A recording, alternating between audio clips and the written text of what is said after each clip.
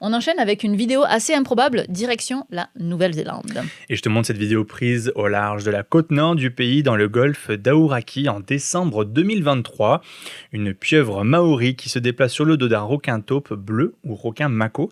En fait, c'est une équipe de chercheurs de l'université d'Auckland qui était en mer lorsqu'ils ont repéré un grand requin mako à aileron court, une silhouette grise métallique que vous voyez juste ici, assez impressionnant.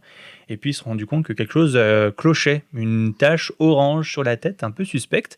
Au début, ils pensaient que c'était une bouée, même éventuellement un débris de pêche, ou même éventuellement une blessure. Une casquette ? Une casquette éventuellement, ouais. Et en fait, pour en avoir le cœur net, ils se sont dit, let's go, on va utiliser un drone pour essayer d'avoir une vue aérienne, ainsi qu'une caméra GoPro pour avoir des images sous l'eau qu'on vous montre là. Et la surprise, ce n'était pas une blessure, mais plutôt une pieuvre maori agrippée fermement avec ses tentacules sur la tête du requin.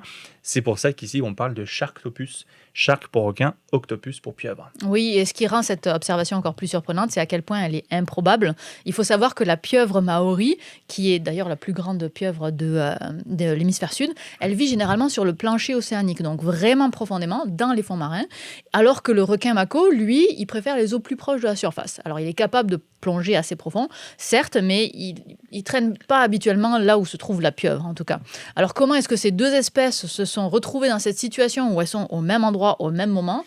Là, il y a quelques hypothèses. Quelques hypothèses, mais on est purement dans la spéculation, on va se le dire. Donc, on aurait deux. La première, c'est que la pieuvre, qui est assez visible, mine de rien, vous la voyez, pourrait être une proie pour le requin. Elle se serait réfugiée sur le dos du requin pour essayer d'échapper à ses dents. C'est une bonne technique ? C'est une bonne technique. Bon, peut-être, éventuellement. Peut-être. La deuxième spéculation, c'est est-ce que la pieuvre et le requin sont rendus les meilleurs colocs ever, les meilleurs amis du monde ?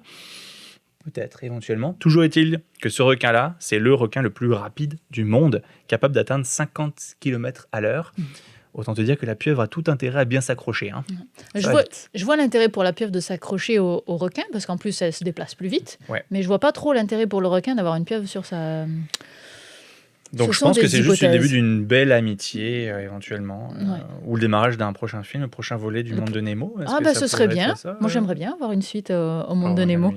Le Monde de Dory était très bon. J'ai beaucoup aimé le Monde de Dory. Je suis même pas sûre de l'avoir vu. Je dis que je voudrais une nouvelle version de Nemo, j'ai même pas vu Dory. Il faut que tu vois le Monde de Dory. Okay. Viviane, c'est vraiment besoin que je te crée. Là maintenant, il faut que tu ailles voir. On finit quand même l'actu ? On finit, justement. Ok, on finit l'actu.